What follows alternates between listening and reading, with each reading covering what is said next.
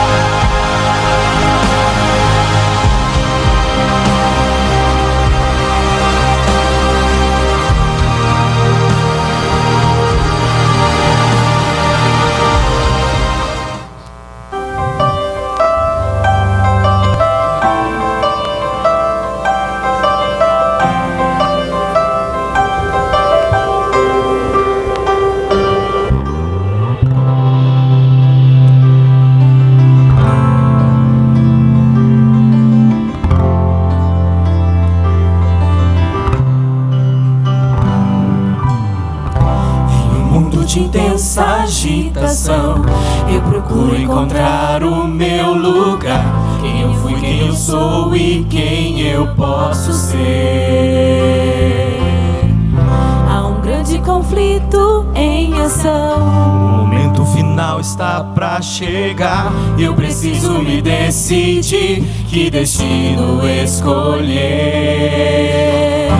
Ficar de fora não é uma opção, pois Cristo espera que eu me envolva na missão. Countdown, contagem regressiva, countdown pra nossa liberdade. Cristo já vem pra seu povo buscar, vem como rei esse mundo julgar. Countdown, nossa redenção. Countdown, em breve se aproxima. Não há mais tempo a se perder. Esse é o momento final. Countdown.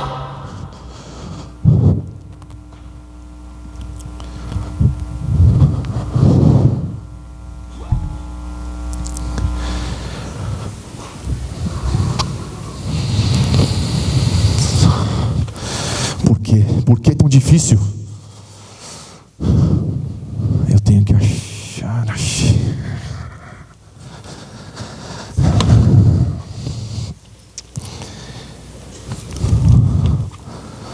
Eu acho que é isso. Eu acho que a gente está bem próximo.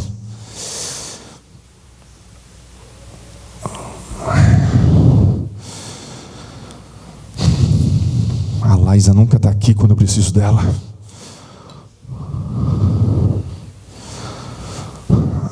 Experimento mais importante das nossas vidas.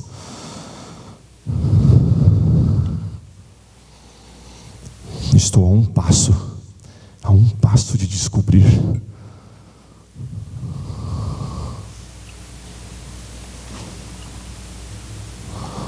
Isso. Exatamente isso.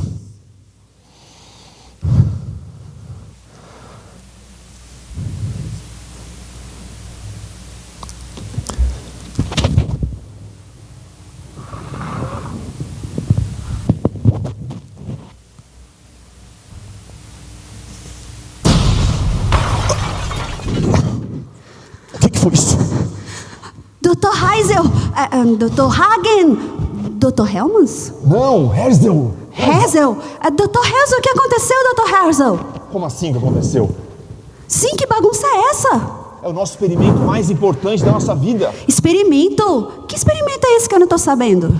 Estamos fazendo um experimento para entender a existência de Deus. Existência de Deus, Dr. Deus Hazel? existe. Dr.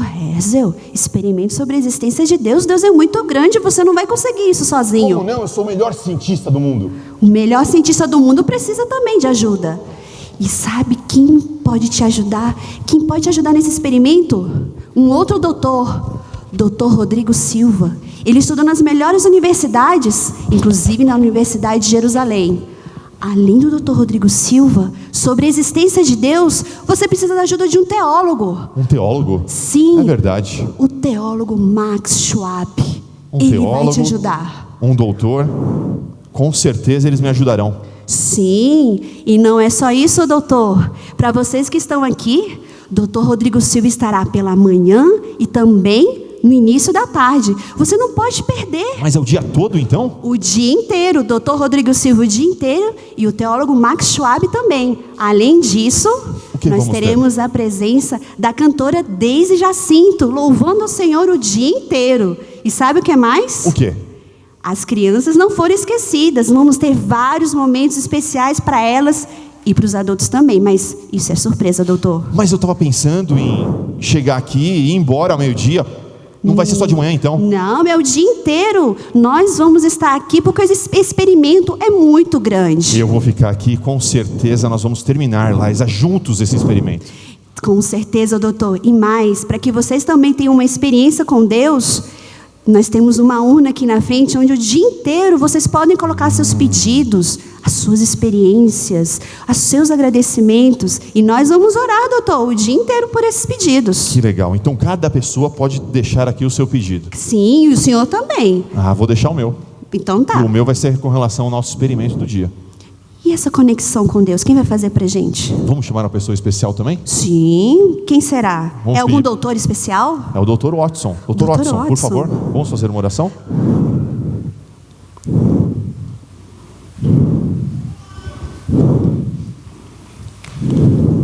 Eu convido nesse momento a nossa querida igreja a ficarem de joelhos, porque quando estamos de joelhos é que nós nos tornamos dependentes de Deus e Ele se torna maior do que nós nesse momento. Amado Pai, obrigado, Senhor, por ter reservado essas horas sagradas, meu Pai, desde a fundação do mundo, Senhor, para mantermos um relacionamento íntimo, meu Pai, para com o Senhor. Obrigado, Senhor Deus, por ter realizado o milagre da vida, Senhor Deus, sobre todos os presentes que estão aqui na Tua casa de oração.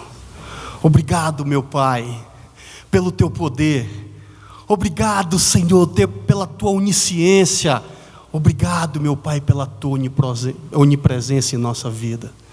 Senhor, nós estamos aqui abrindo nossos corações.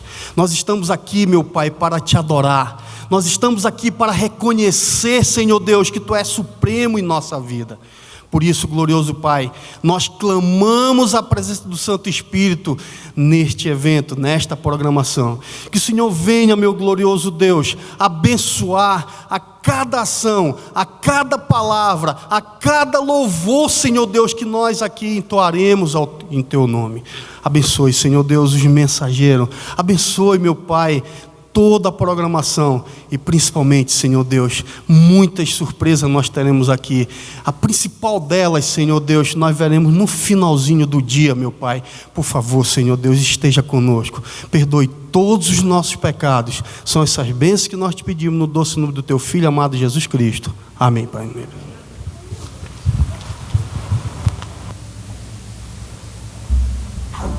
você vai querer?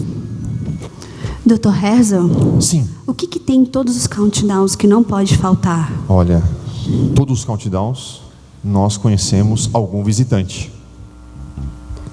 E vamos conhecer então? Vamos, mas onde está esse visitante? E a gente dá um prêmio para o visitante também, não dá, doutor?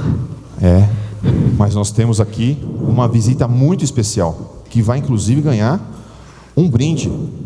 Um No brinde? countdown. É. Sabe quem vai apresentar para nós essa visita? Quem? É o Túlio. Cadê o Túlio? Oi, oi, oi. Tudo Oi. bem, gente? Bom dia. Deixa eu passar aqui rapidinho. Com licença, eu vou parar aqui. Tudo bem com você? Como é que é o seu nome? Diz pro pessoal. Virgínia. Gente, é Virgínia. Você pode ficar de pé, Virgínia, o pessoal te conhecer? Você pode dar um oi para ela? Oi, tudo bem? E eu vou te dar um abraço, tá? Para você se sentir abraçada por toda a equipe do Countdown e por toda a Igreja da Zanorte também. Seja bem-vinda, Seja bem-vindo, Virgínia. Virgínia. Tá bom? Sinta-se à vontade do nosso meio. Um brindezinho aí do nosso pessoal dos jovens aqui da Igreja da Zanorte. Vamos, doutor, cadê o microscópio? Eu te pergunto, todo dia eu preciso usar meu microscópio e ele não está lá na mesa, Laísa. Você é minha secretária, o que você é? Ai, eu acho que eu guardei junto com as suas canecas, a sua coleção de canecas dos congressos internacionais. Aonde Vamos lá tá? ver. Lá atrás, lá atrás.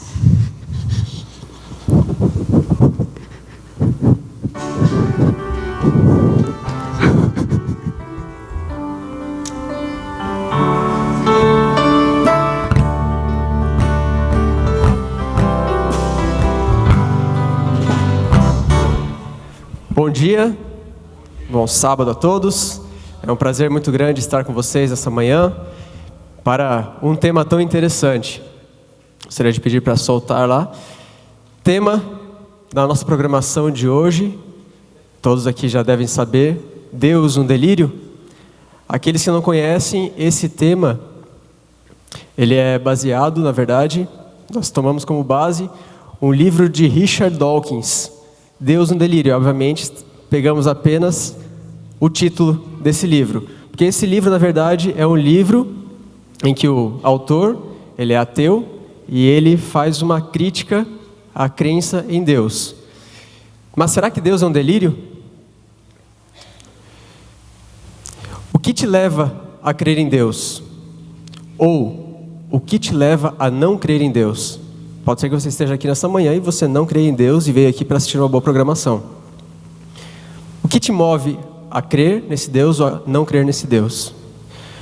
O que você prefere? Acreditar num Deus que criou céus e terra em 6 dias e no 7º descansou. Você prefere acreditar nisso ou acreditar que o homem veio do macaco? Enfim, não podia perder a oportunidade. Infelizmente o Dr. Herzl não está aqui. Apenas uma brincadeira. O que você prefere crer? Algumas curiosidades eu trouxe para a gente saber aqui nessa manhã. A revista, ou a BBC Brasil, fez uma pesquisa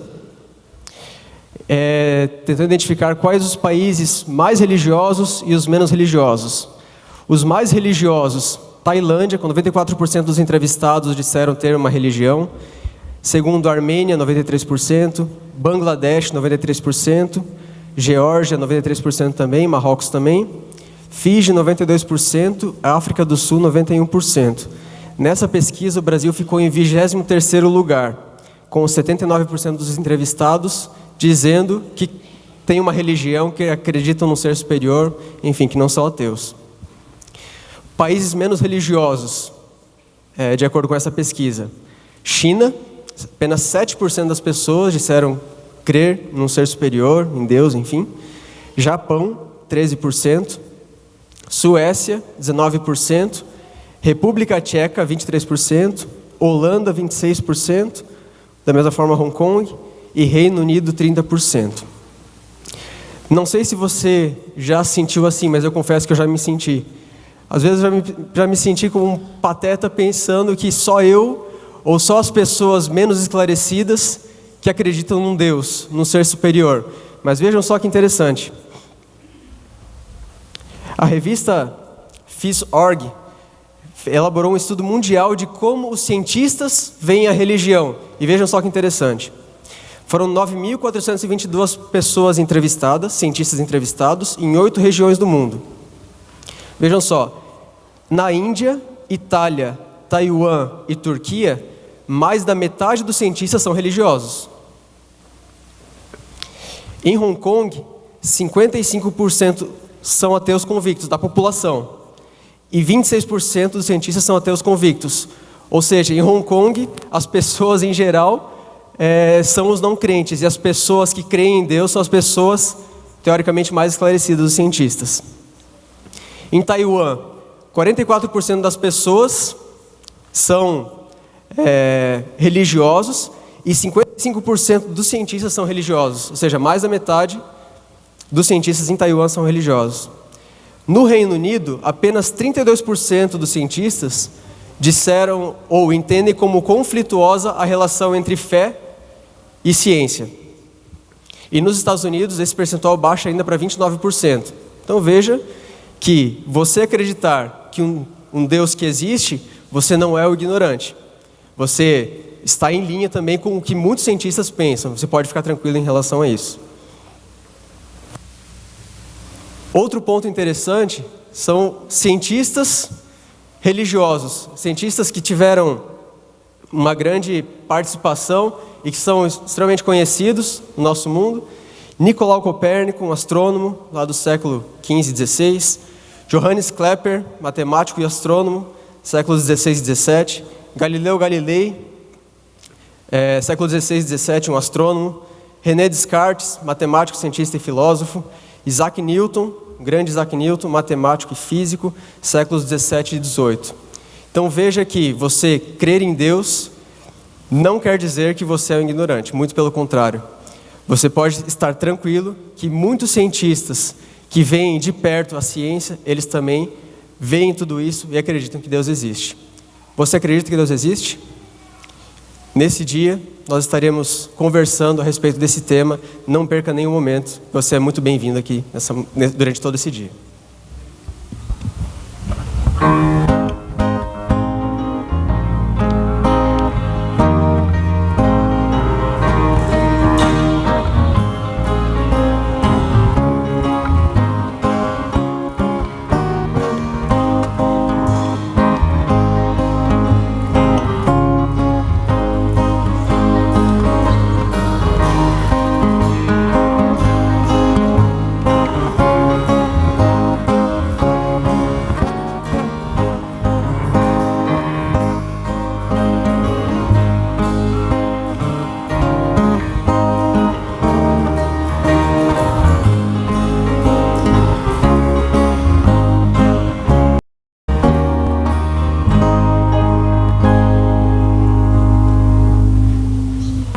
Bom dia, crianças.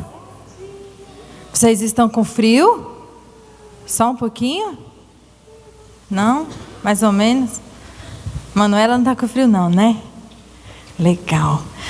Hoje nós vamos ouvir uma historinha bem diferente e vamos aprender um versinho. Vamos repetir comigo? Aqueles que confiam no Senhor... Aqueles que confiam no Senhor serão felizes. Provérbios 16, 20. Decoraram?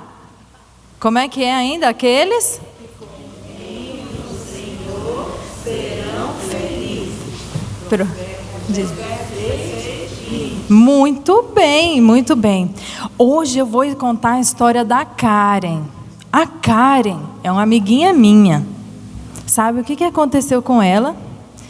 Todos vocês escovam os dentes? Escovam? A mãe dela falou assim, ó, vou pegar aqui na minha pastinha, tem várias coisas. Opa, peguei na pastinha errada. Ó, minha filha, todos os dias, depois que você comer, olha lá, escova os dentes. Todo mundo escova? Escova, bonitinho, né?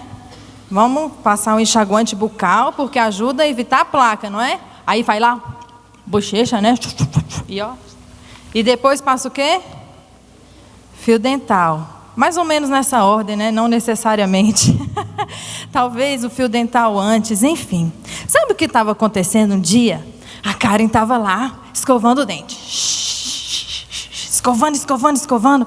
Sabe o que aconteceu? Vocês não imaginam?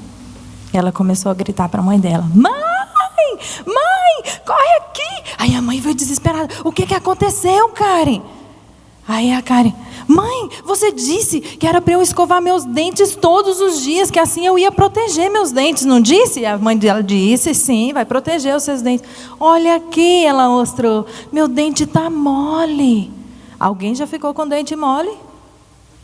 Eu também. Aí sabe o que a mãe dela disse? Minha filha, confia em e será feliz. Aí ela ficou: Ai, como assim? Meu dente está mole, eu tenho que confiar em Deus? Que coisa esquisita, né? Vocês não acham esquisito isso? Como assim? Sabe o que aconteceu? A mãe dela foi contar uma história. Aí a mãe dela foi contar a história, sabe de quem? Vou apresentar um outro amigo meu. Esse é o Manolo. Vocês já conheciam o Manolo? Meus bichinhos de pelúcia têm nome. Eu já falei, já contei do Edinho, agora é o Manolo, não é? Pois é. Tá vendo que ele tem uma cor diferente? Esse aqui é um filhotinho de pinguim. Quando eles nascem com pelo assim, ó, mais pretinho. Tá vendo? De repente, começa a ficar tudo dessa cor. Assim como o dente da Karen. O dente não amoleceu? Pois é. O Manolo tá desse jeito, ó. Ficando tudo clarinho. Sabe o que vai acontecer? Vai cair todo o pelo, toda a penugem, que é uma peninha fininha que ele tem. Vai cair a pena do pinguim. Vocês acreditam? Aí sabe o que a mamãe do pinguim fala para ele? Confia em Deus. Confia em... Vocês sabiam que aí os pinguinzinhos fazem o quê? Confiam em Deus e ficam pertinho da mamãe para não sentir frio. Afinal de contas, a pena é a roupa dele. Passado um tempo, vai acontecer a mesma coisa. Olha aqui como é que o Manolo fica depois que ele confiou em Deus e esperou. Uau! Não fica legal? Olha aqui. Vira um pinguim bem cheio de peninhas, preto. Olha como ele é bonito, não é? Vocês acharam legal? Ele fica com a barriga branca e as costinhas pretas, não é? E a cabecinha. E a mãe dela, depois que terminou de contar essa história, falou assim: Karen, aprenda com o pinguim. Se o seu dente ficar mole e cair, um dia ele vai crescer de novo. E aí sim vai crescer um dente forte, um dente que não vai cair. Assim como as penas do Manolo não vão cair, certo? Então cada um de vocês tem que aprender a confiar em Deus, porque Deus Ele nos formou e é Ele que também nos transformou. Muito bem, Ele está nos transformando. A gente nasce pequenininho e fica grande, não é assim? Então nós vamos sair daqui hoje com esse verso. Vamos falar de novo? Aquele que confia no Senhor será feliz. Provérbios 16, 20. Vamos orar? Vamos fechar os olhinhos. Grandioso Deus, muito obrigado por aprendermos mais uma vez a confiar em Ti. Esteja conosco em todas as nossas dúvidas e problemas. E faça-nos felizes. Em nome de Jesus. Amém. Muito bem, agora a gente vai voltar ligeirinho e em silêncio para sentar com os nossos pais. Vamos lá?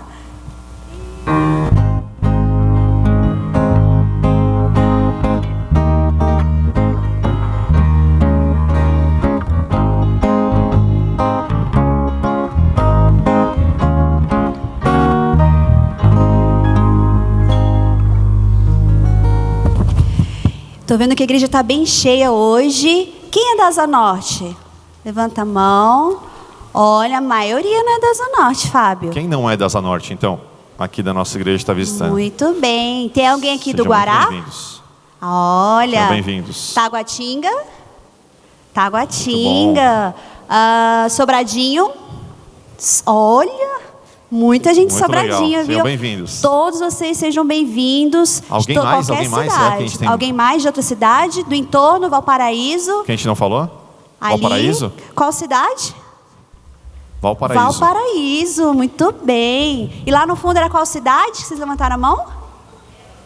Belo Horizonte, Countdown fazendo sucesso Olha só, até hein? em Minas Gerais. Sejam bem-vindas. Muito bem, sejam muito bem-vindos. E a gente espera vocês também no período da tarde, viu?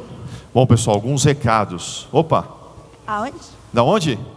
Recife. Recife, Temos coisa o vencedor. boa. Não, Recife. O Ok, mais seja longe, bem-vindo. Recife. Pessoal, alguns recados. Então, para que você que está visitando a nossa igreja e precisa, às vezes, de água ou banheiro, saindo à direita, você vai encontrar ali, num corredor, vai ter os banheiros masculino e feminino e uma aguinha aí para você tomar, bem geladinha, ok? Recado sobre o nosso dia. Hoje é um dia especial. Hoje nós vamos ter aqui uma vigília. Estaremos aqui até às 19 horas. E uma vigília, claro, é um momento especial de orações. Essa caixinha vai estar recebendo o seu pedido de oração. Se você não tem um papel ou uma caneta, você pode encontrar numa mesa lá atrás. As meninas da recepção vão estar lá O ajudando. pessoal lá vai estar lá disponibilizando um papelzinho, uma caneta, para você deixar o teu pedido. Em determinados momentos durante a programação, nós teremos momentos especiais de oração e esses pedidos, a gente vai fazer uma oração especial por esse pedido também, ok? Não perca a parte da tarde. Logo no início da tarde, teremos o Dr. Rodrigo Silva falando novamente, porque ele vai falar agora de manhã. E o pastor Max também estará conosco à tarde e também estará de manhã também. Levanta a mão, pastor Max, levanta a mão aí, Dr. Rodrigo Silva, para confirmar, né? Vai que o pessoal, né? E a Estão Deise. aqui. E a Deise Jacinto está chegando daqui a pouquinho e ela vai fazer o louvor da programação em alguns momentos, ok? Então, se você conhece alguém aí, quer passar o recado para alguém, né, no Zap Zap, a hora que você for tomar uma aguinha ali, Ainda à dá tarde a gente tempo. vai ter uma programação muito especial, ok? Lembrando, nós faremos intervalos apenas ao meio-dia até meio-dia e 20 e próximo das 15h30, cerca de 15 a 20 minutos. Esses intervalos é para a gente poder, todo mundo, organizadamente, ir no banheiro, tomar a sua aguinha. A igreja não vai disponibilizar nenhuma fruta, nenhum pãozinho. A gente tentou fazer bastante divulgação dessa informação nos outros sábados, ok? Porque hoje a gente vai dedicar um dia especial de contato, de conexão mais próxima a Deus. Mais uma vez, sejam muito bem-vindos e fiquem conosco até às 19 horas. Ok, Liza? Isso, Dr. Rezo.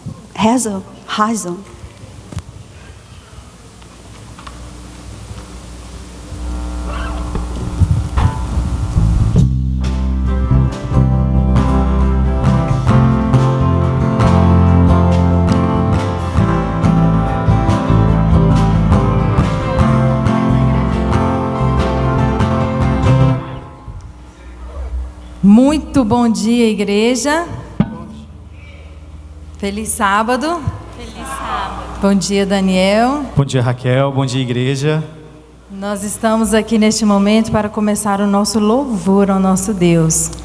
E nós vamos cantar agora sobre as maravilhas que Deus faz para nós. Que Deus é o nosso Criador, é o nosso mantenedor. É Ele que nos redimiu e graças a Ele nós estamos aqui. Nós queremos convidar a todos para ficar em pé nesse momento para juntos louvarmos. Vamos louvar?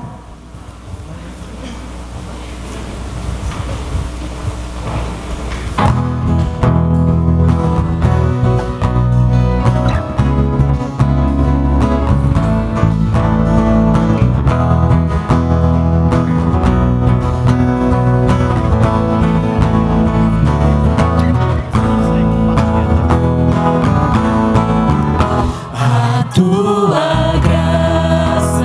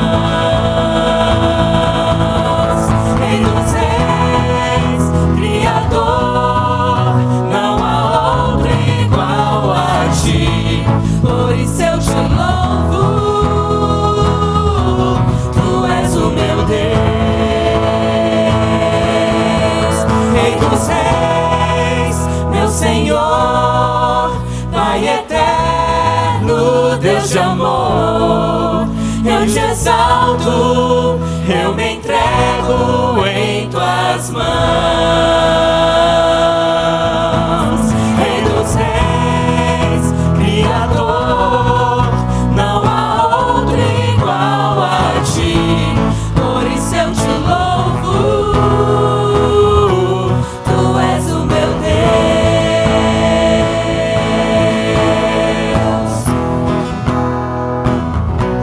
tu és o meu Deus.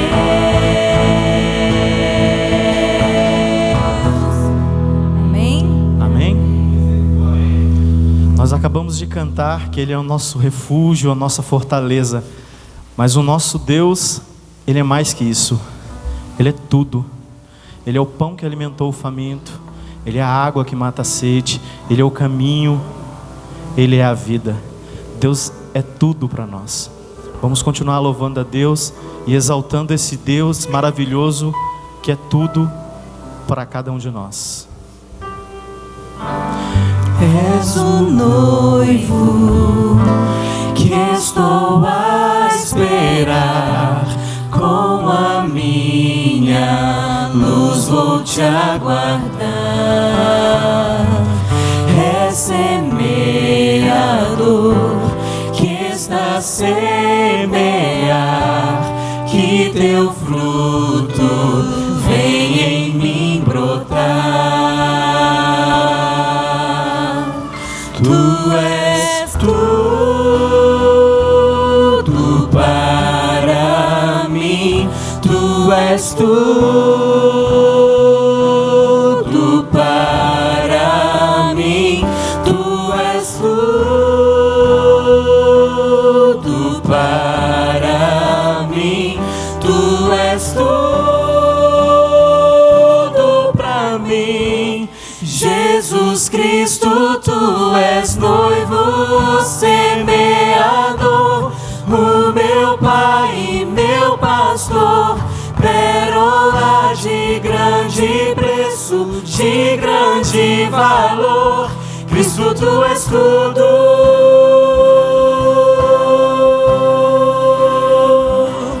Cristo, tu és tudo.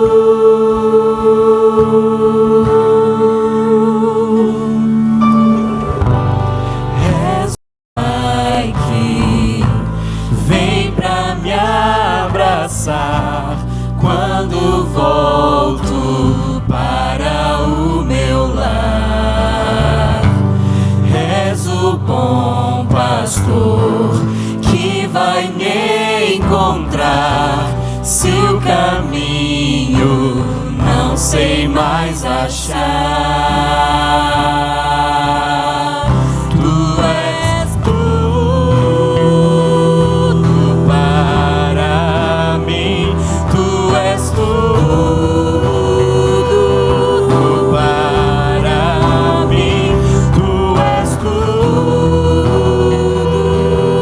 para mim, tu és tudo para mim.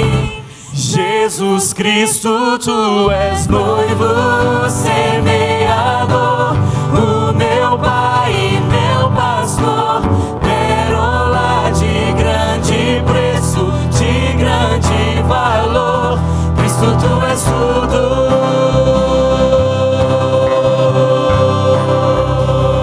Cristo, tu és tudo. Jesus Cristo, tu és noivo semeador, o meu Pai e meu pastor, pérola de grande preço, de grande valor. Cristo, tu és tudo,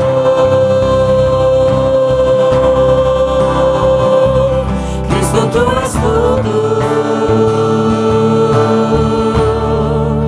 Sim, Cristo, tu és tudo, tudo, tudo.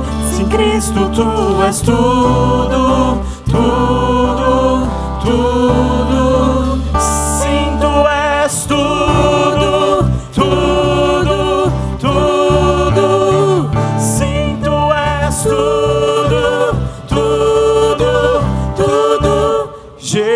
Jesus Cristo, tu és noivo semeador, o meu Pai e meu pastor, pérola de grande preço, de grande valor.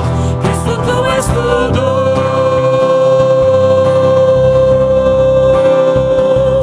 Cristo, tu és tudo.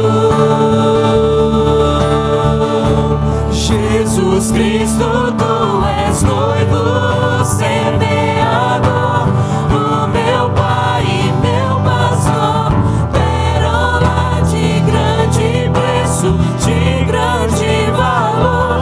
Cristo, tu és tudo.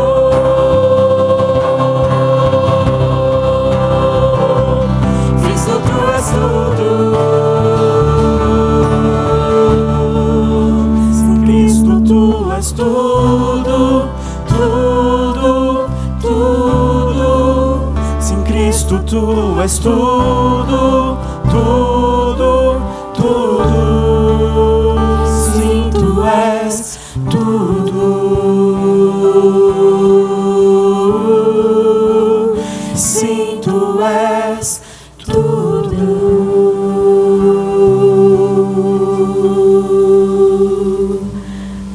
Vamos fazer uma prece a Deus antes dessa palestra? Obrigado, querido Deus, por tudo que tu nos dás. Obrigado pela certeza viva de que temos um Criador, um Salvador, um Pai, um amigo. Agora, Senhor, que teu Espírito possa ser sentido em nosso meio, nós pedimos em nome de Jesus. Amém, Senhor.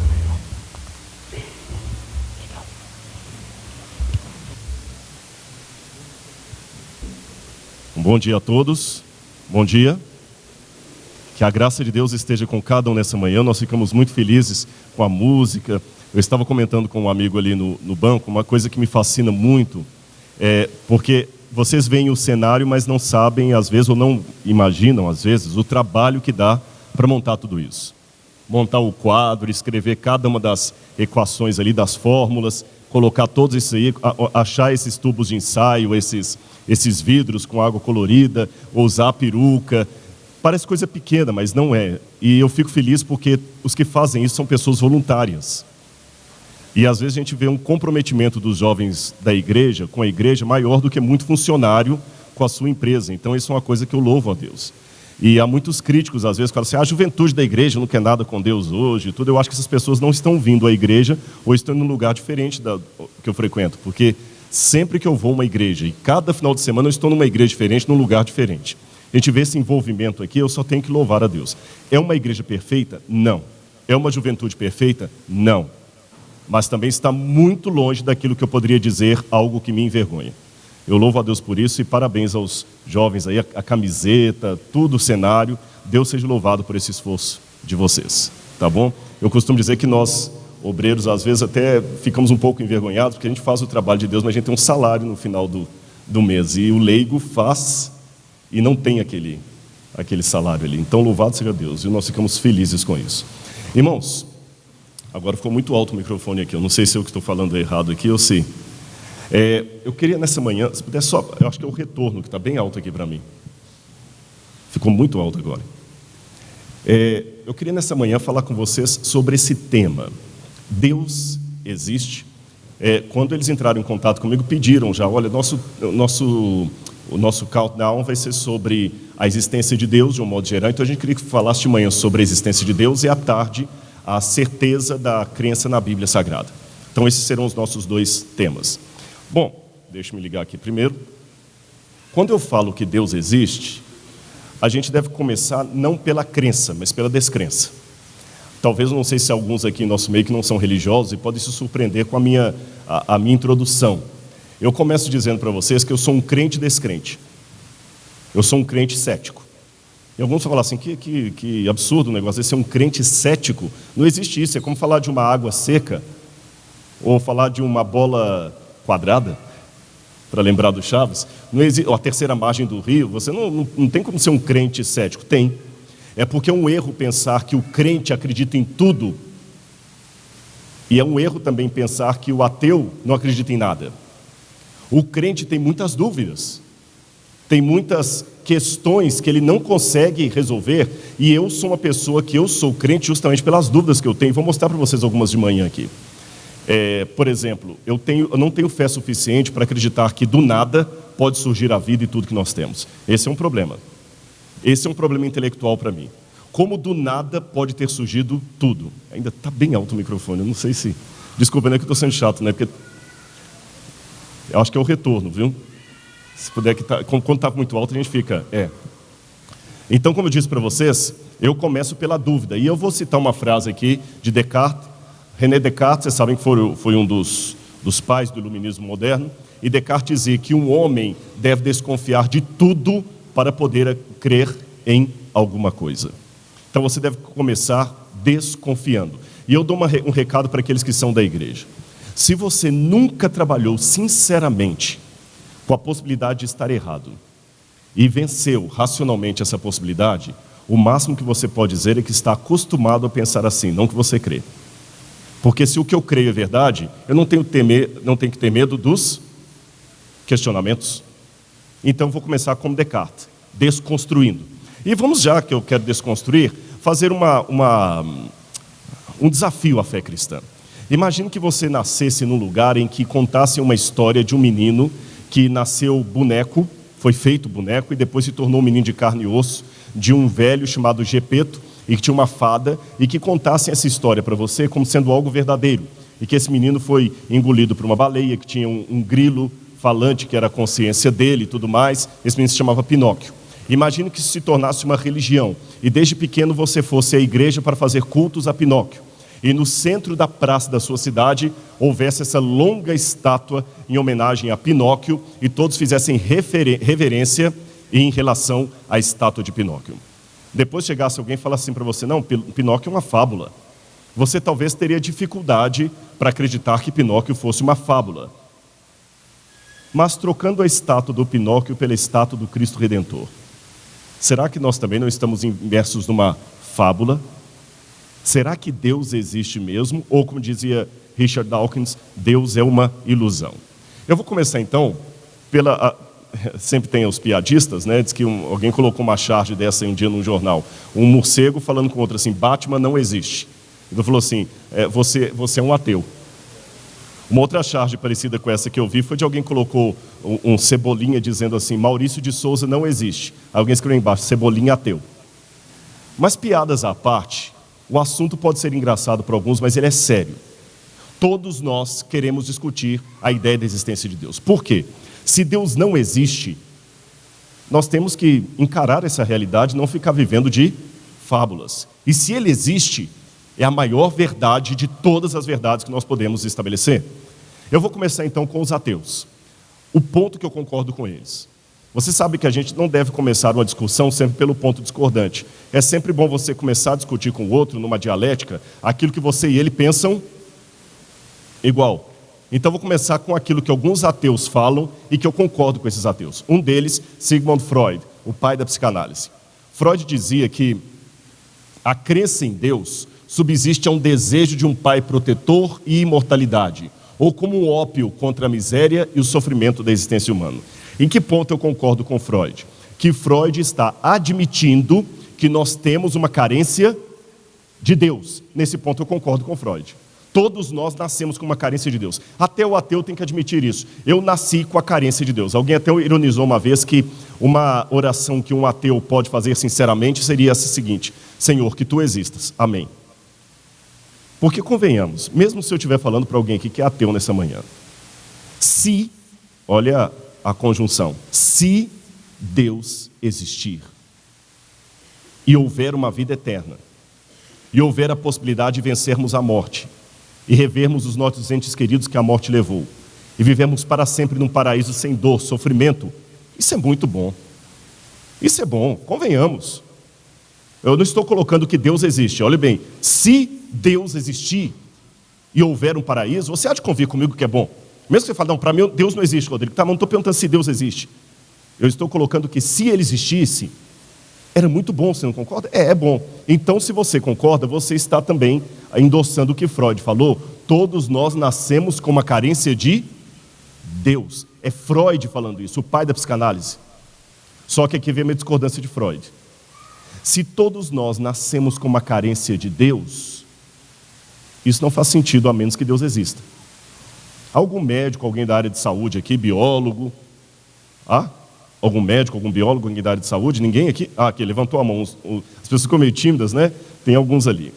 Eu imagino, e se eu estiver falando uma bobagem, porque eu sou leigo em medicina ou biologia, corrija-me, por favor, mas eu imagino que todas as carências fisiológicas que o meu corpo tenha, elas existem na natureza. Por exemplo, se eu preciso de vitamina D, a vitamina D existe na natureza. Se eu preciso de vitamina C, a vitamina C existe na natureza. Se eu preciso procriar, existe a fêmea com a qual eu posso procriar. Se eu tenho pulmão, existe o oxigênio na natureza. Tudo que eu preciso existe em algum lugar.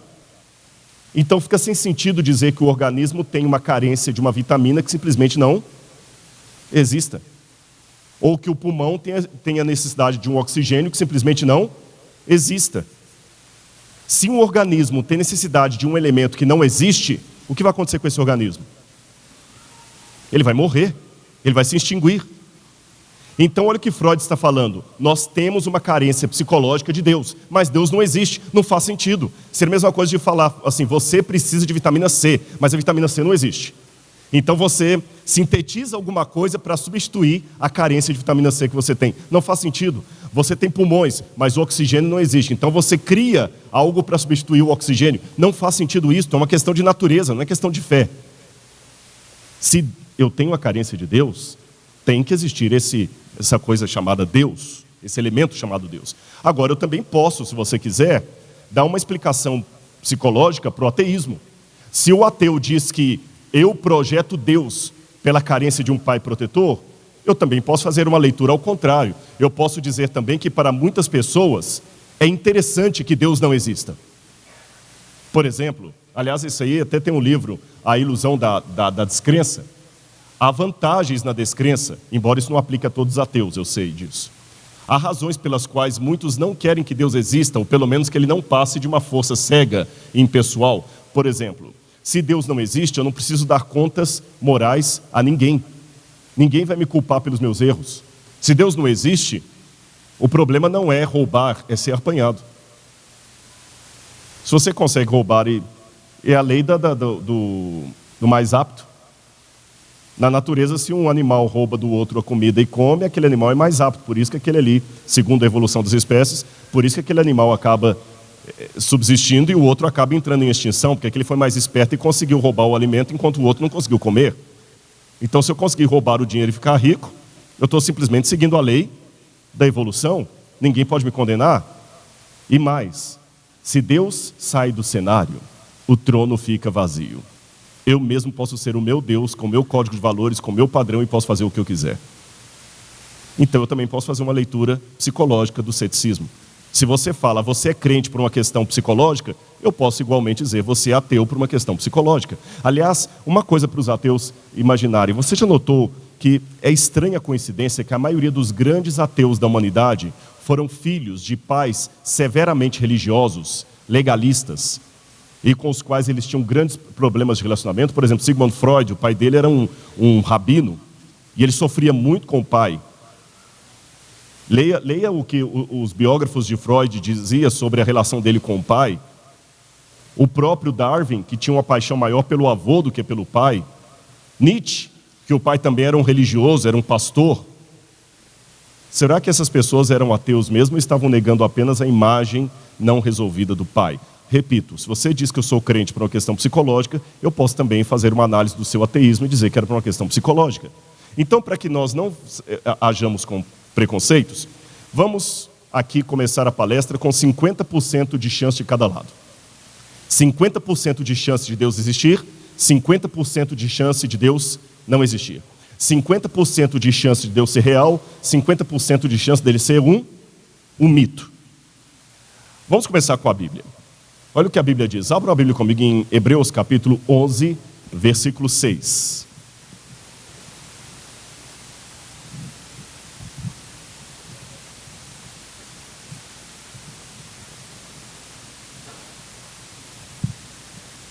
Hebreus 11, verso 6.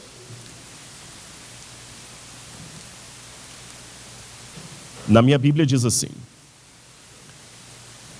sem fé, de fato, sem fé, é impossível agradar a Deus. Porquanto é necessário que aquele que se aproxima de Deus creia que Ele existe e que se torna galardoador daqueles que o buscam. Sem fé, é impossível agradar a Deus, e eu tenho que aproximar de Deus crendo que Ele existe. Mas, espera aí, Rodrigo, aí você já tem um problema. Se eu já tenho que chegar a Deus crendo que Ele existe, isso não é começar do zero como você propôs. Onde é que está o espaço para a dúvida aí? Você, no início da sua palestra, começou citando Descartes, dizendo que um homem, para crer em alguma coisa, tem que começar desconfiando de tudo. Mas se eu chegar a Deus desconfiando, eu não vou chegar com fé. Se eu não chegar com fé, eu não agrado. Então acaba criando um círculo vicioso. Imaginem que eu digo para vocês assim: eu tenho o poder de curar qualquer doença. Venho aqui à igreja amanhã que eu vou curar qualquer doença. E você vem, e você não é curado, eu falo assim: não, você não foi curado porque você não chegou crendo. Isso é uma coisa meio relativa. E por que eu não posso trabalhar aqui? Eu sou um charlatão. O problema sempre está com você. Parece que é isso, você já tem que ir crendo. O que a Bíblia quis dizer com isso? Bom, em primeiro lugar, deixa eu explicar para vocês o sentido da palavra fé, pistes, em grego.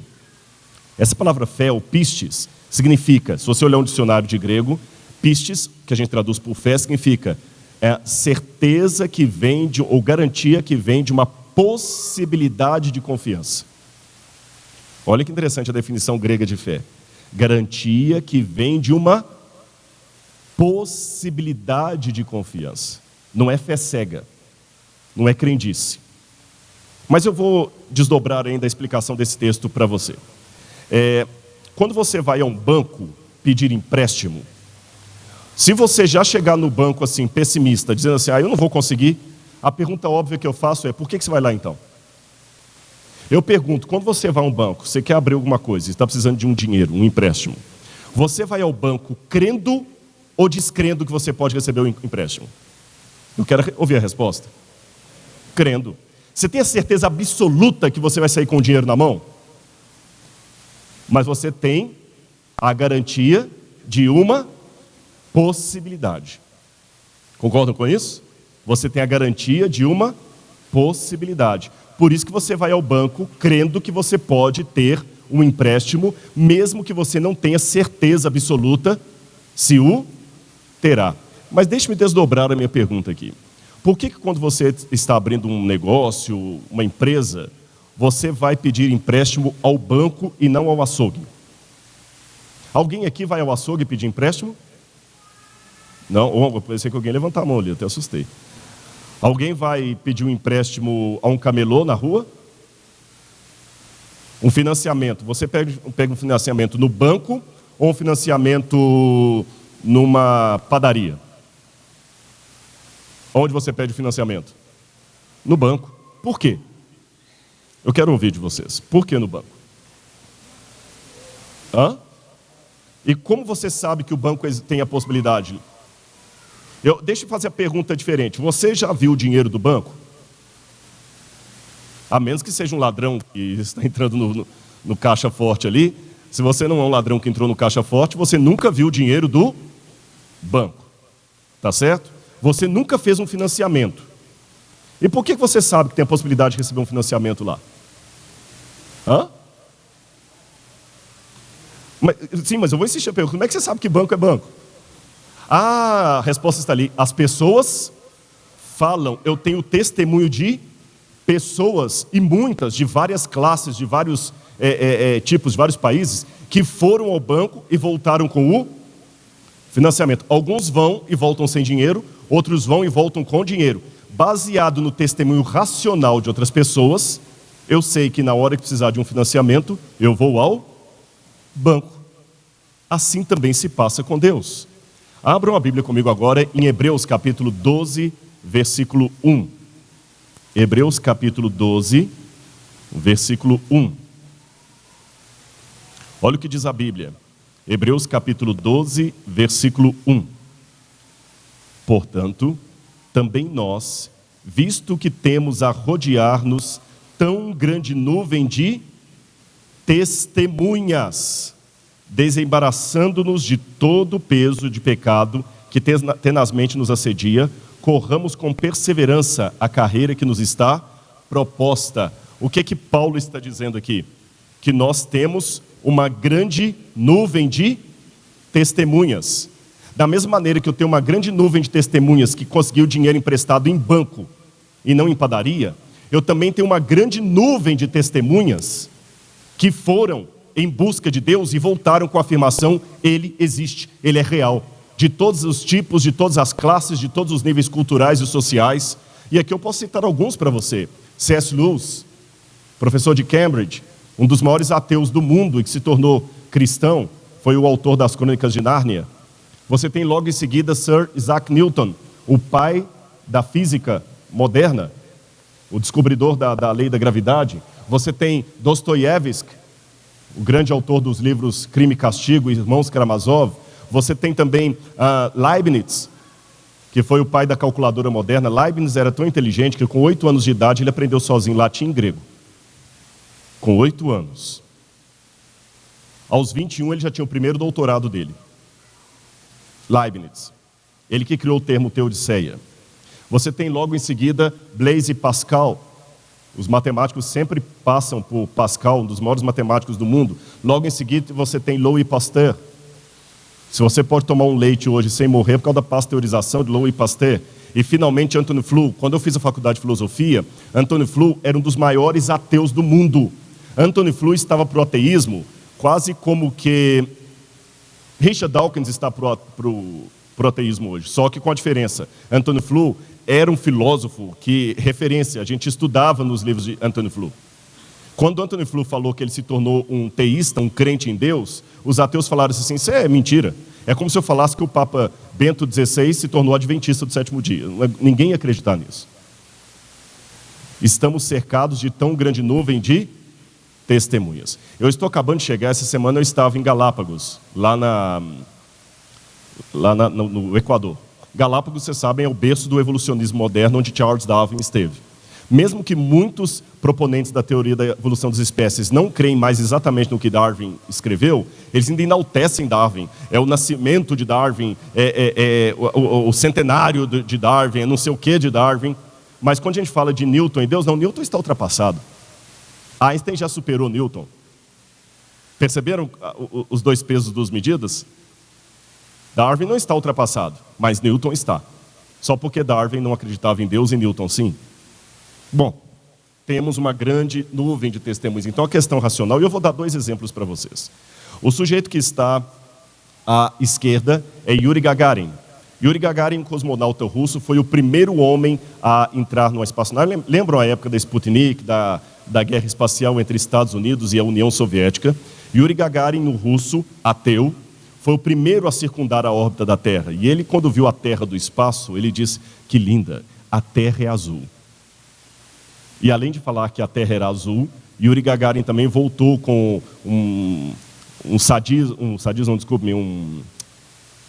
fugiu a palavra agora. Eu vou usar a palavra sadismo mesmo, não é bem o termo que eu queria usar, não. Sarcasmo, obrigado. Ele voltou com sarcasmo tremendo, dizendo: olha, eu fui ao céu e Deus não estava lá. Só que pouco tempo depois, foi levado ao espaço Frank Borman, o sujeito que está à direita. E Frank Borman foi a uma altura 2 vezes maior do que a de Yuri Gagarin. E quando Frank Borman estava no espaço sideral, ele tirou essa foto da Terra. Eu não sei se vai dar certo, porque eu não combinei com o pessoal do som primeiro. Se não der, eu fico devendo o som para vocês. Mas se vocês conseguirem, o pessoal do som, apertar aqui, vai ter um áudio, que é a frase de Frank Borman no espaço sideral, quando ele viu a Terra. Veja o que Frank Borman disse lá do espaço. O som é original. É original. Não sei se vai sair, vamos ver.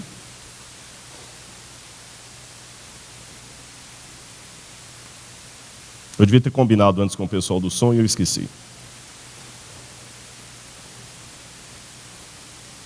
Não está saindo o som? Então deixa, não tem problema. Ali congelou, não sei se... o som original que eu vou mostrar para vocês era de Frank Borman, do espaço sideral, dizendo: O que eu tenho a falar para vocês depois disso. Ah, não, isso. Coloca no início então, por favor. Isso. Eu quero saudar a todas as pessoas que estão na terra e todos os meus parentes que estão em San Diego. No princípio, Deus criou os céus e a terra. E a terra estava sem forma e era vazia. E ela estava sobre a face do abismo. E o Espírito de Deus movia sobre a face das águas. E Deus disse: haja luz.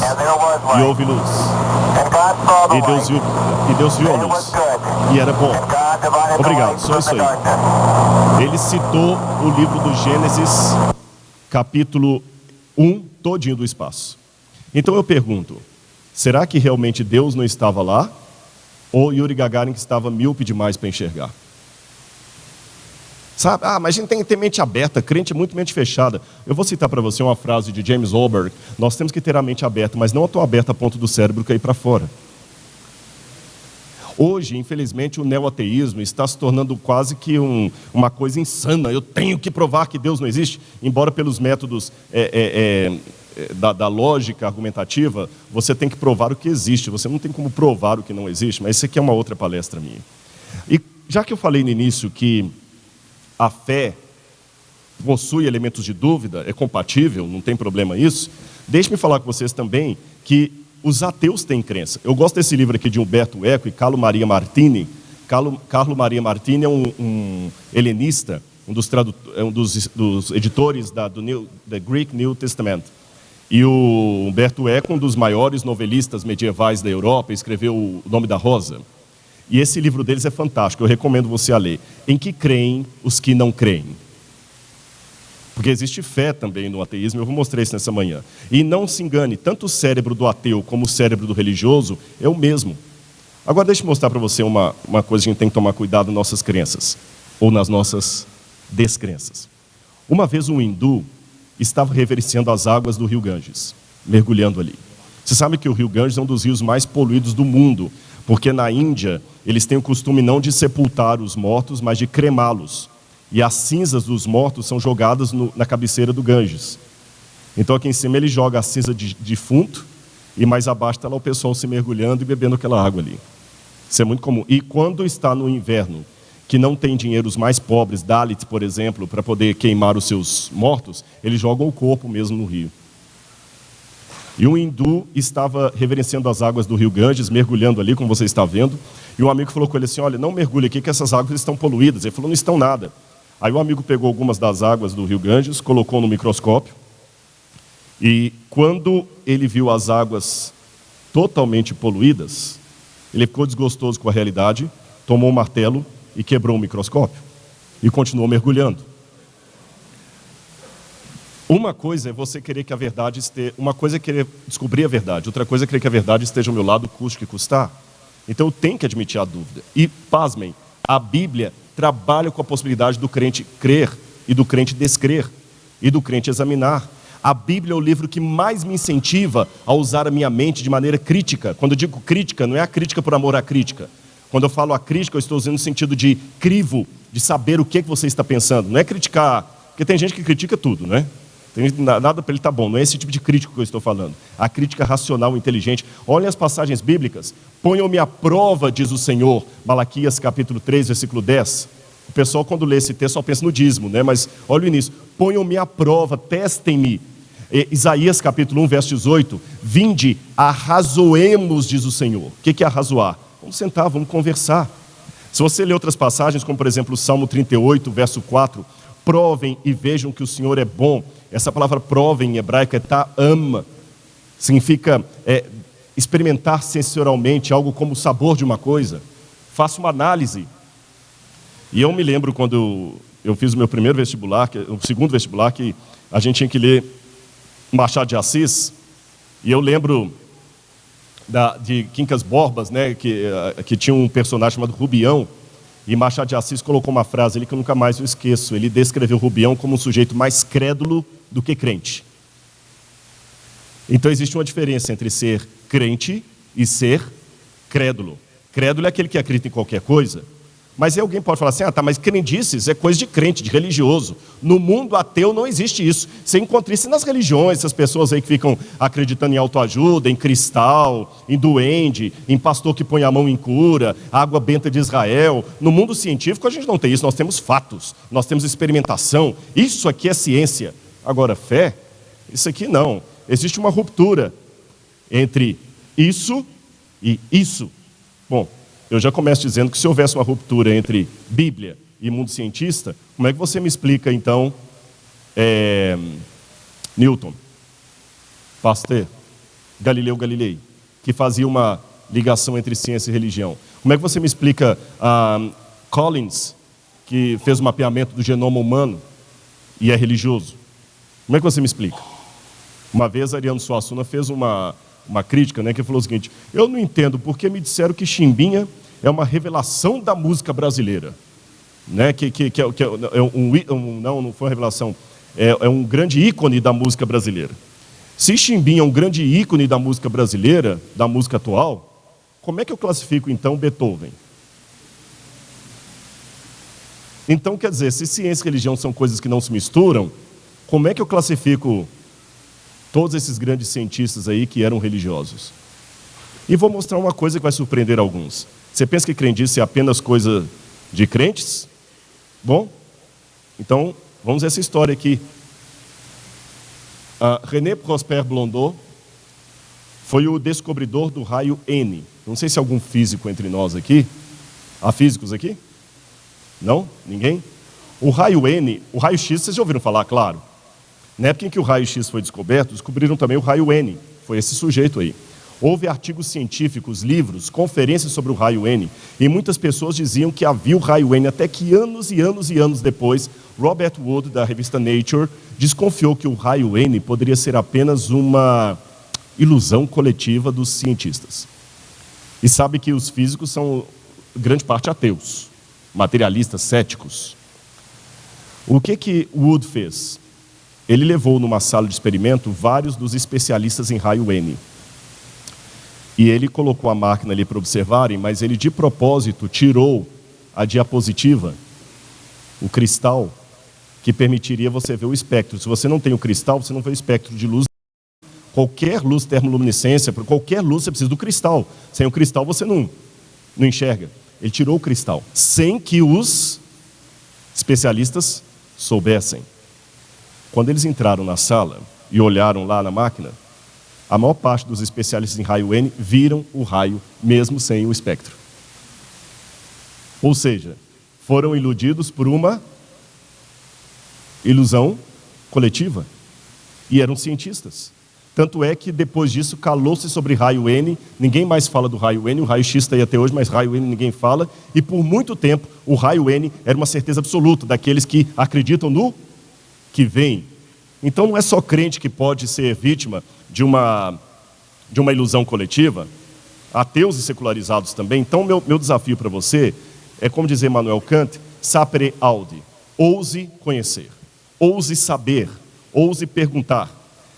Agora eu vou já, nesses minutos finais que eu tenho aqui, pagou ali, afirmar uma coisa para vocês. Eu posso provar que Deus existe? A resposta é não. E Rodrigo, então, já acabou o seu tema. Se você não pode provar que Deus existe, então Deus realmente é uma questão de imaginação. Oh, calma. Eu não posso provar que Deus existe, isso é uma coisa que está em favor da fé. Por quê? Eu vou explicar a você. Em primeiro lugar, o que seria necessário para levar um ateu a crer? Eu lembro dessa charge uma vez, né, que alguém colocou assim, se há um Deus, por favor, mostre-me um sinal. Aí aparece a placa, há um Deus. Obrigado, agora estou satisfeito. O que precisaria acontecer para você, descrente, ateu, cético, agnóstico, acreditar que Deus existe? Olha o que o próprio Richard Dawkins falou certa vez.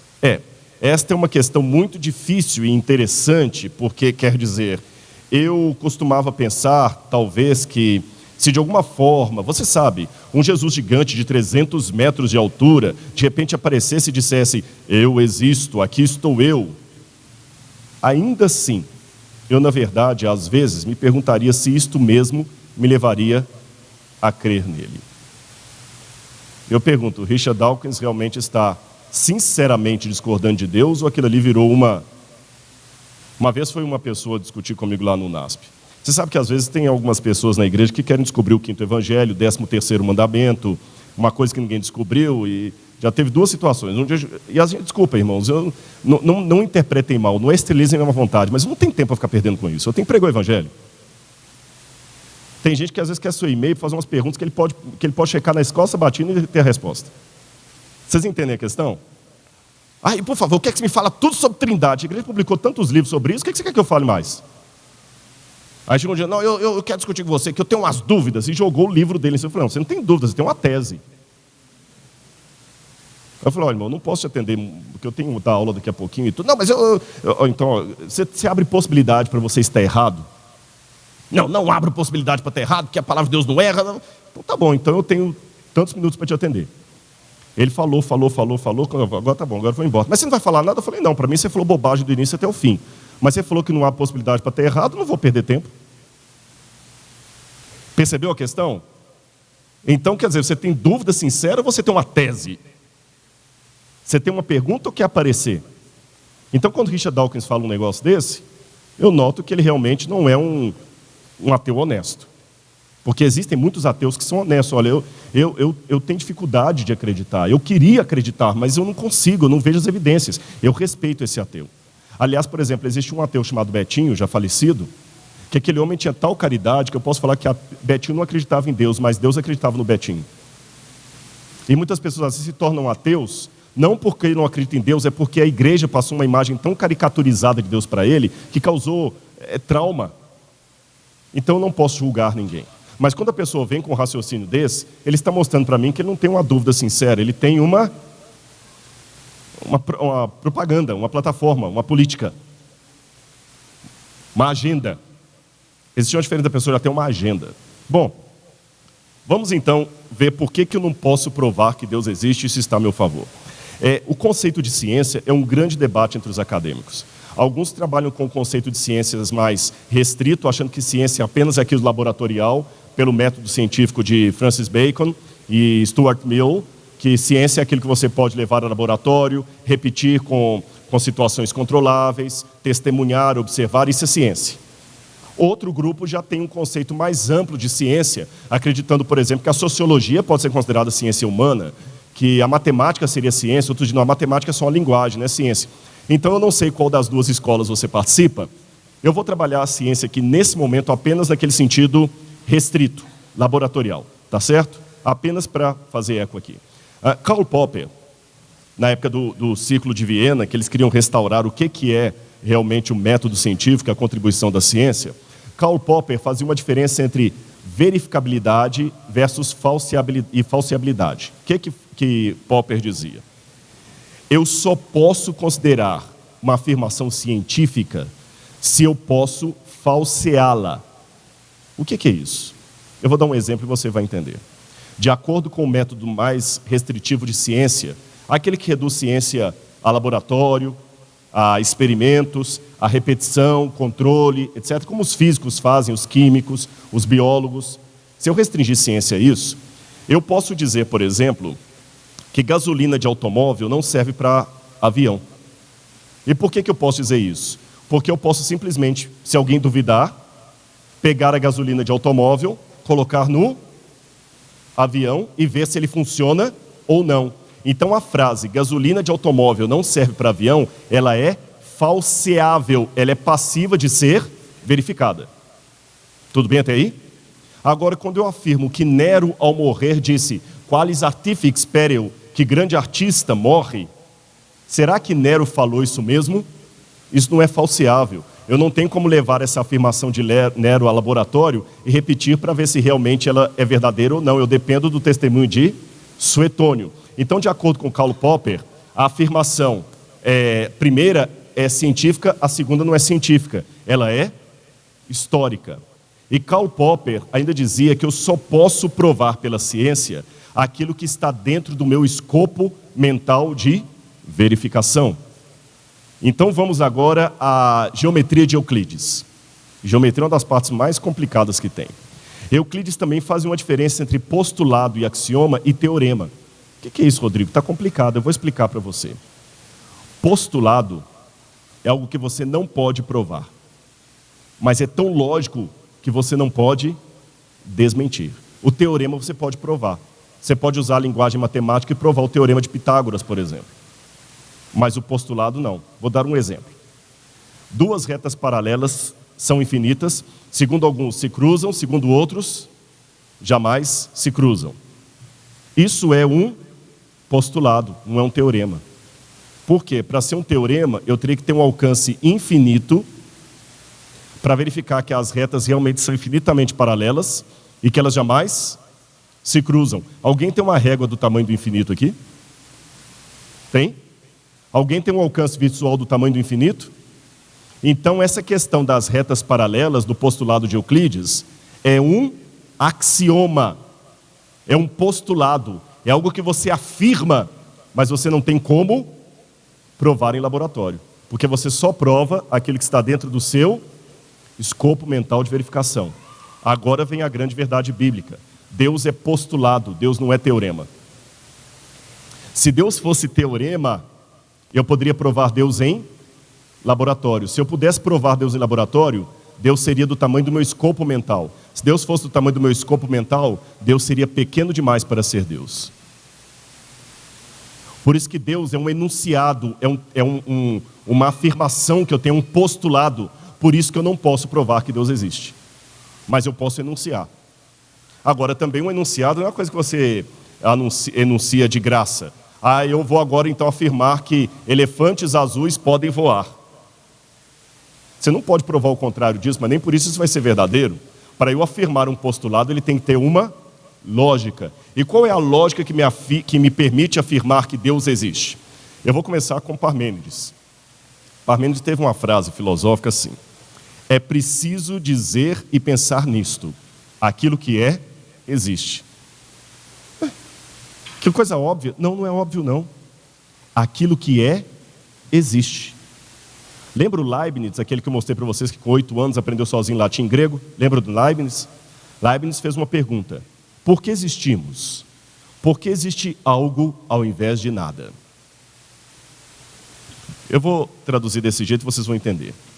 Vocês sabem que a teoria que mais emplaca hoje, alguns a negam, mas eu vou apostar nela, é a teoria do Big Bang. Que o universo teve um começo. Houve um momento zero, em que houve uma explosão, e todo o universo se formou. E o que a maioria dos físicos hoje dizem? Antes desse começo não havia nada. Só que em latim diz, ex nihilo nihil fit, do nada, nada se faz. Se eu tenho R$2, eu consigo transformar R$2 em 4, é só investir. Concorda comigo? Mas se eu tenho R$0, 0 mais 0 vai dar quanto? 0 vezes 0? 0. 0 mais 0, nada mais nada sempre é nada. Então a pergunta que eu faço para você, ateu, é o seguinte: se aqui não havia nada, por que hoje há algo? Entenderam a pergunta? Entenderam a minha dúvida racional porque eu não consigo ser ateu? Do nada, nada se faz. Então agora vocês entendem a pergunta do Leibniz. Por que existe algo ao invés de nada? Leve essa pergunta para o seu professor de filosofia, que é ateu lá na UNB, está aqui pertinho. A gente pensa às vezes que como crente você só tem que ficar respondendo perguntas. Nós também, muito obrigado. Nós também podemos perguntar, e eu pergunto assim: meu querido ateu, por que há algo ao invés de nada? Responda para mim. E rapidinho, que eu não tenho muito tempo. Não é porque ele chega assim para você, né? Vem cá, se Jesus ressuscitou, prova para mim que ele ressuscitou, mas em rapidinho. Então tá bom, eu provo, deixa você provar para mim assim, por que existe algo ao invés de nada? Responde para mim, de uma maneira racional, lógica. Porque pela minha razão, nada só produz nada. Ex nihilo nihil fit. Se não há Deus, por que hoje há algo? Tem que ter uma causa primeira.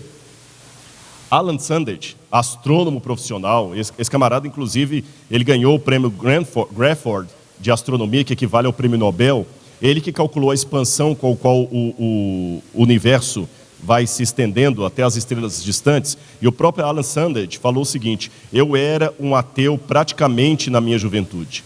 Foi a ciência que me levou à conclusão que o mundo é muito mais complexo do que o podemos explicar. O mistério da existência só o posso explicar mediante o sobrenatural. É um astrônomo físico falando.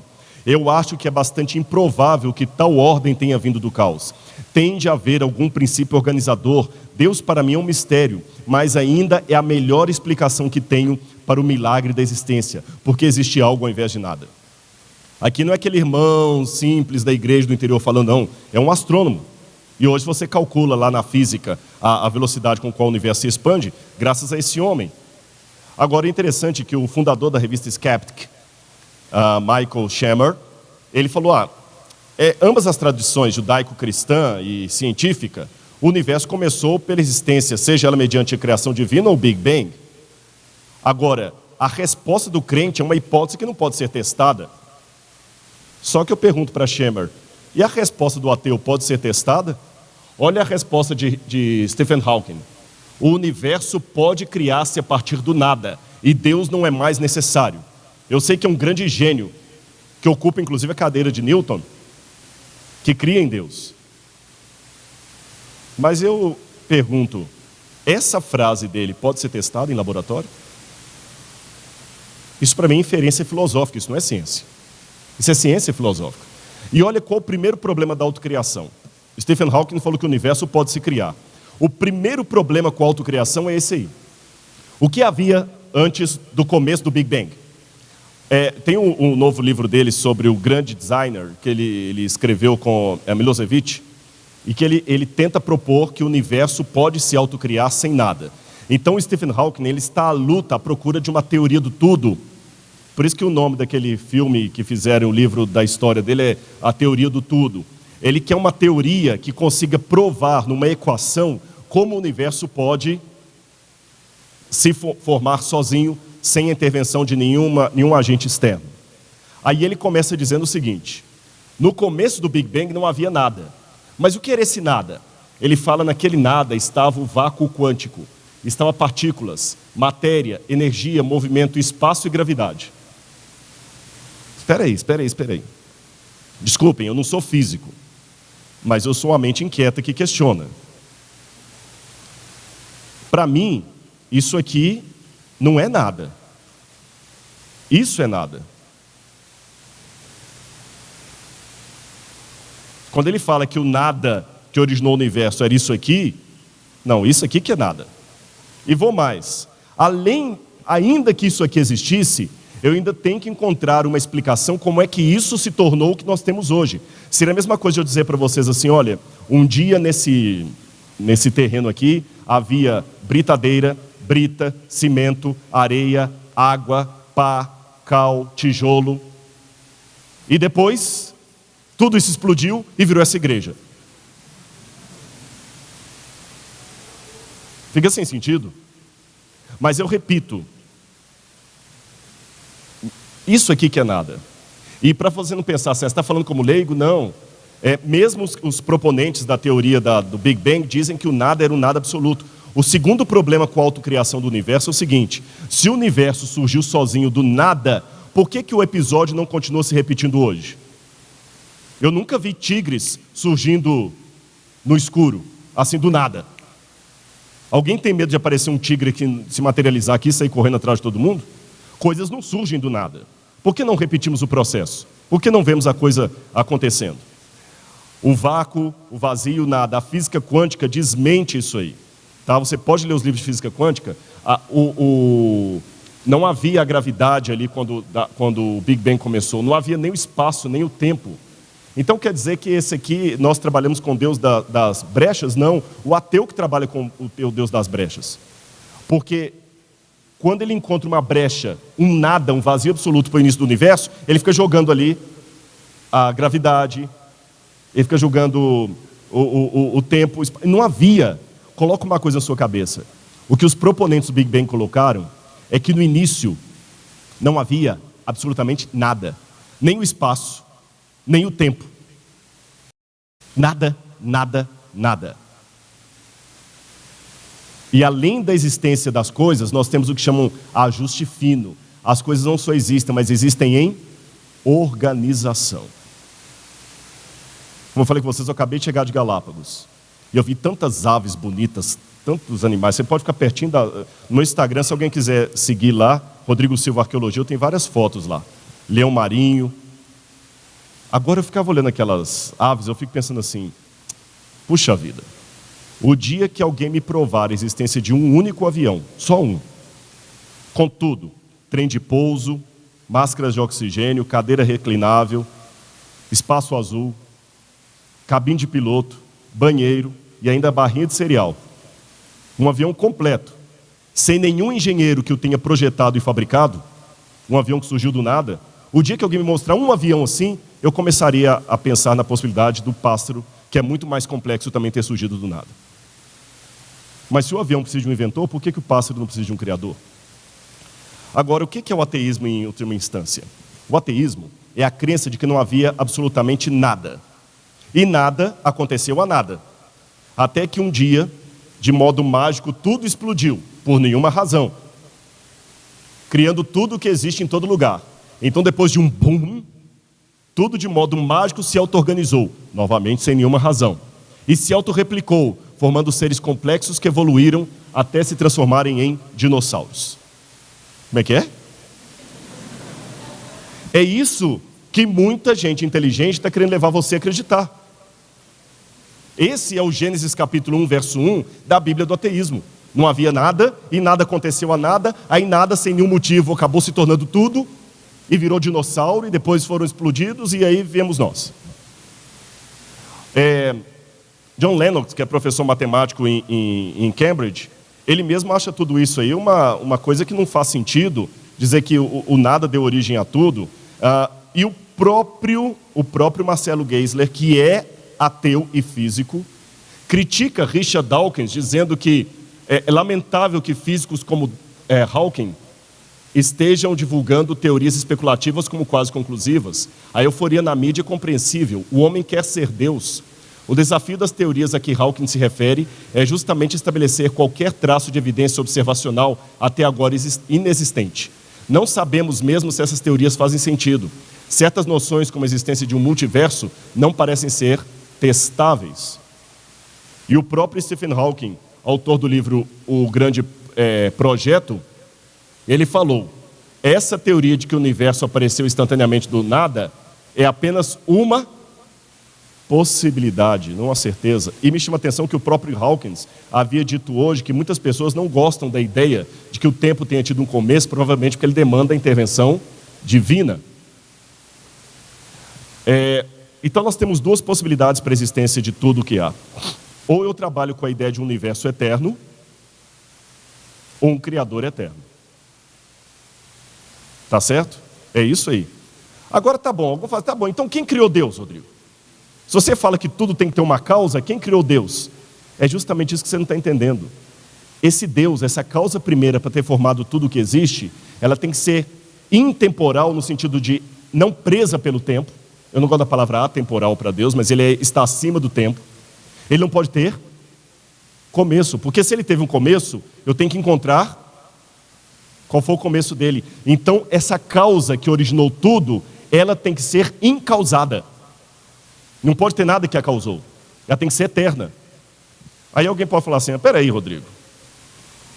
Você quer dizer, então, que Deus existe para sempre? Um Deus autoexistente? Um Deus que não foi criado por nada? Por favor, isso é impossível. Ah, é impossível?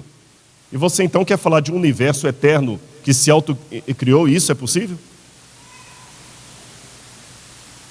O universo, eu sei que ele começou porque ele pode acabar.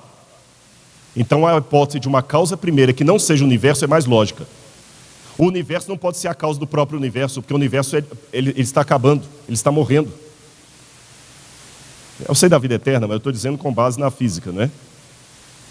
Então eu tenho que encontrar uma causa para o universo que esteja fora do universo. E essa causa não pode ter sido causada por nada. Outra pergunta, por que existe música ao invés de ruído? As coisas existem, elas existem numa lógica tremenda. Eu vou pular essa parte aqui por causa do tempo. Como falei com vocês, eu acabei de chegar de Galápagos e as coisas que eu vi lá são impressionantes. Como é que tudo é tão organizado, tão bem projetado. Resumindo, com Newton eu descobri que o universo tem leis. Com Einstein eu descobri que o universo tem energia. E com James Watson eu descobri que o DNA tem informação. E até onde eu saiba, informação só pode vir de mente inteligente. Quando eu vou para a filosofia, me chama a atenção uma coisa, enquanto a física está repleta de ateus, quando você vai para a filosofia é o contrário. Muitos filósofos ateus estão se tornando crentes. É o oposto que está acontecendo na academia. E por quê? Porque quando você olha pela filosofia, você nota que tudo tem que ter um originador. Por exemplo, a linguagem. De onde vem a linguagem humana? Todos os estudos feitos até hoje provam que a linguagem só pode ser fruto de aprendizado. Ninguém aprende a falar sozinho. Lembra dos meninos lobo? Que foram criados com animais? Eles nunca conseguiram aprender a falar. Tem um documentário sobre l'enfant sauvage, na França, de crianças que foram criadas por animais. Eles não aprenderam a falar. Quando passa o período da lalação, se ele não escuta o idioma, ele não aprende a falar. A língua só é derivada de aprendizado. O ser humano não tem capacidade de evoluir a linguagem. Se é assim, como é que o ser humano começou a falar? Se não havia ninguém para ensinar. E vou mais além. Quem espalhou pelo universo a existência de um Deus?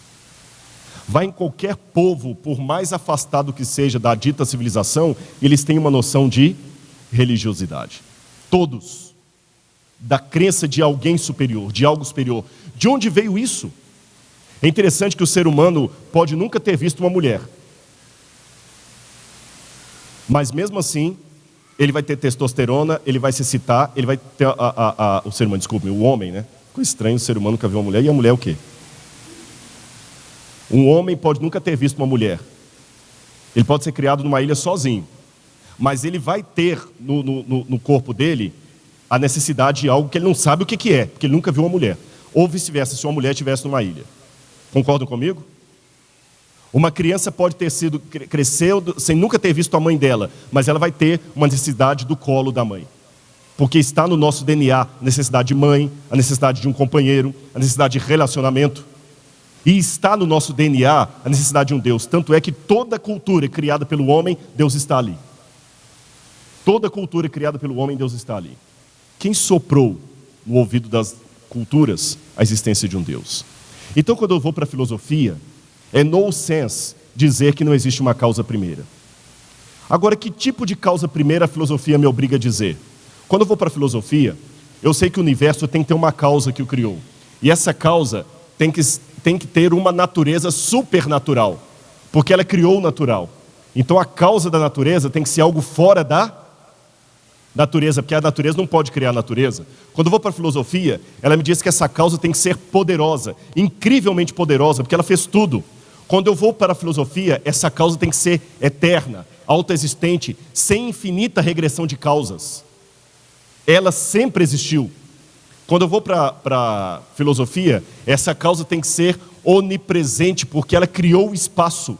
Se ela criou o espaço, ela tem que estar fora do espaço. Ela não está limitada pelo espaço, porque os físicos me dizem que até o espaço teve um começo. Então essa causa primeira tem que ser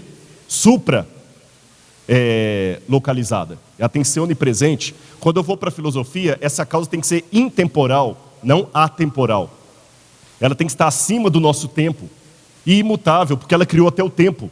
O tempo é criação de Deus, esse tempo que nós temos, que dizem os físicos até uma ilusão, você sabe a teoria da relatividade. Essa causa tem que ser imaterial, porque ela transcende os espaços físicos.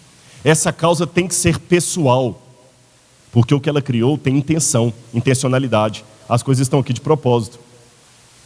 Você vê, né, o cérebro tem uma caixa craniana que o protege, o coração bombeia ali, a natureza precisa dos insetos para poder fertilizar a própria natureza, para levar o pólen.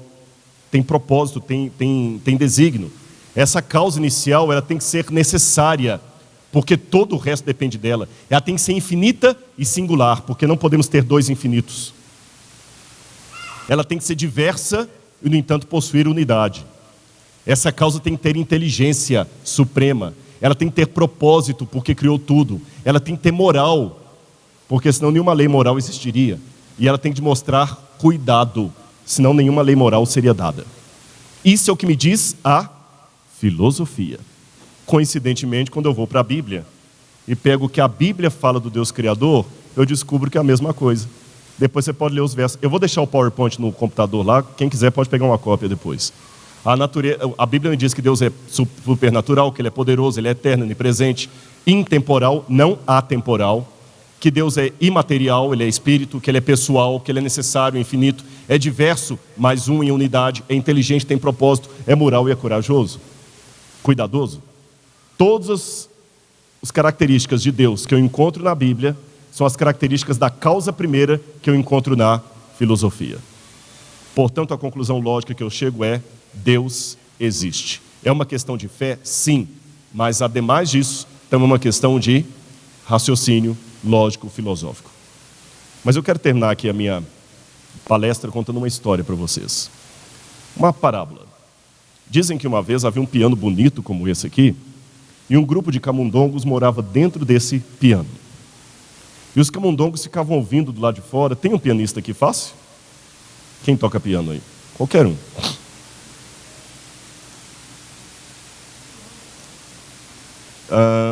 Deixa eu ver uma música, uma melodia bem bonita que você souber de cor, assim. Toca um pouquinho pra gente aí, qualquer uma. É horrível, é igual quando fala assim, escolher um verso bíblico que você mais gosta, né? Aí você sempre escolhe alguém, o da frente fala antes, né? Só dedilha, bem bonita uma música aí. Essa mesmo. Ouça um pouquinho a música. E os ratos ficavam dentro do piano, se deliciando com essa música que o pianista tocava lá fora. Até que um dia alguns ratos resolveram investigar a natureza do piano. Eles saíram do fundinho onde estavam, eles só viviam aqui dentro, não conheciam o mundo aqui fora. E subiram até numa parte, eu vou me aproximar de você, até numa parte que eu consigo ver aqui, vocês não. E eles vieram até aqui mais ou menos, e viram, como eu estou observando aqui, que há uns martelinhos de madeira, revestidos por uma espécie de espuma, e que cada vez que um martelinho desse bate numa corda, faz um som diferente. Quando os martelinhos batem numa corda mais fina, faz um som mais agudo. Quando os martelinhos batem numa corda mais grossa, sai um som mais grave. E os ratinhos voltaram felizes, porque haviam finalmente descoberto o mistério da vida. Não existe pianista nenhum aqui fora. Descobrimos o segredo da música. São martelinhos que batem nas cordas e criaram a teoria das cordas. Os martelos batem na corda e aí produz-se o som que nós ouvimos. Não há nenhum pianista lá fora. E havia um debate entre os ratos. Aqueles que afirmavam a existência do pianista e os que negavam a existência do pianista, achando que já tinham descoberto o segredo da música na própria música, o segredo da natureza na própria natureza. Mas o que me chama a atenção nessa parábola é que, a despeito do ceticismo de alguns ratos, o pianista continuava do lado de fora, tocando a sua bela melodia, mesmo que alguns insistissem em negar a sua existência. Mesmo que você continue negando a Deus, apesar de tudo que eu falei aqui, e de todas as evidências que Ele deu, que eu nem mencionei, Ele continua do lado de fora da natureza, tocando a grande melodia dele, e dizendo que Ele ama você, e que Ele tem um plano para a sua vida. E eu gostaria de convidar você nesse momento, para falar com esse Deus Criador, para que essa melodia que Ele toca, possa também tocar o nosso coração, e nos dar a convicção de que nós não estamos sós no universo. Não somos frutos do acaso. Ele nos desejou. E é por isso que estamos aqui. Ele tem um propósito para a nossa vida. Amém? Vamos ficar em pé e falar com esse Deus maravilhoso?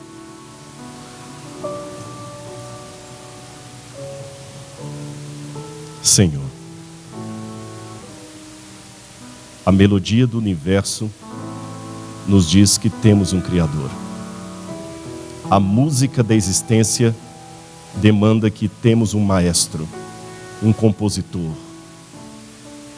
Que toda a natureza, Senhor, possa honrar o Teu nome. Que os planetas, estrelas, quasares, animais, pássaros, plantas, todos em uníssono, possam dizer: Deus é amor. E que cada um de nós que aqui estamos, fazendo coro com essa natureza, possamos repetir: sim, Deus é amor. Deus é bom. E nós somos seus filhos. Se há alguém, Senhor, ainda que tem dificuldade de aceitar-te de maneira existencial, toca no coração de cada um deles. Vá onde o pregador não consegue chegar. E dá-nos a tua paz. Em nome de Jesus. Amém, Senhor. Amém. Muito obrigado. Que Deus abençoe cada um de vocês.